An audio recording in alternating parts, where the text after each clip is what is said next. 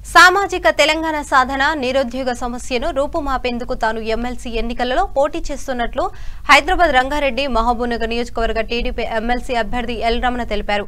ఎన్నికల ప్రచారంలో భాగంగా బోయినపల్లిలోని అవిజిఆర్ గార్డెన్లో ఏర్పాటు చేసిన టీడీపీ ఎమ్మెల్సీ సన్నాహక సమావేశంలో ఆయన పాల్గొని ప్రసంగించారు.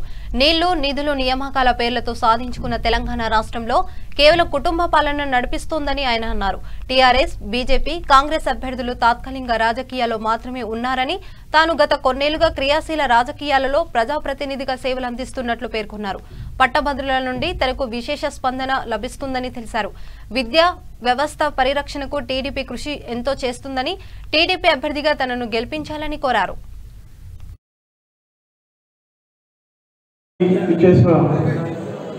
మరియు ముఖ్య అతిథిలో అశోక్ గౌడ్ గారికి,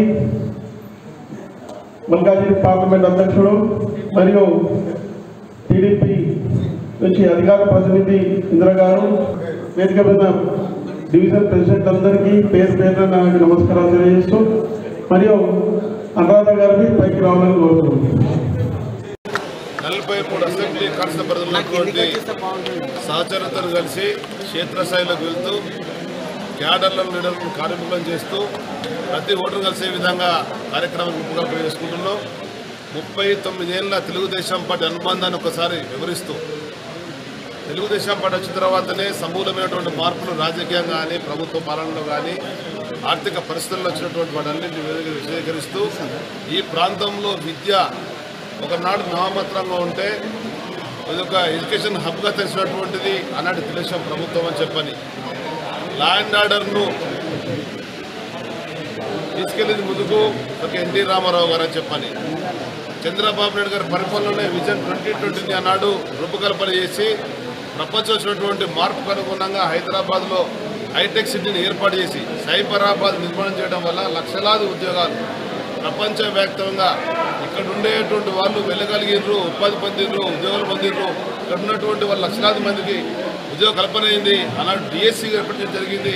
ఆ విధంగా పరిపాలనకు నేడున్నటువంటి నీళ్లు నిధులు నియామకాలకు అని చెప్పని సాధించుకున్న తెలంగాణలో సబ్బండ వర్గాల వాళ్ళు ప్రాణాలు సైతం తృణప్రాయంగా సాగుతున్న తెలంగాణలో కేసీఆర్ బాధ్యతలు మారినవి.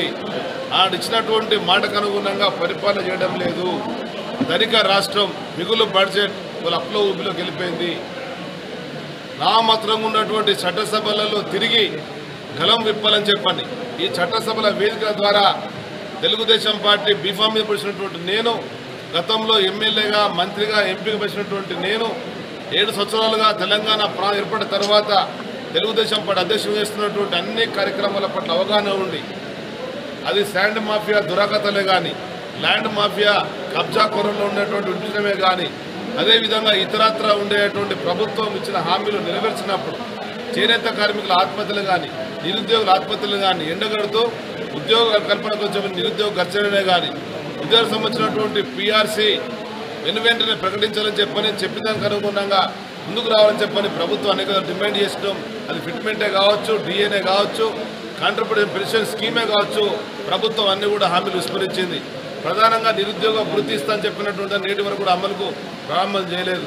వీటన్నిటి దృష్టిలో పెట్టుకొని ఇన్ని వర్గాల ప్రజల గొంతుగా తయారు కావాలని చెప్పని అనుభవాలన్నిటి కూడా రంగరించుకొని చట్టసభలలో కౌన్సిల్లో ప్రవేశించిన ఆలోచనతోనే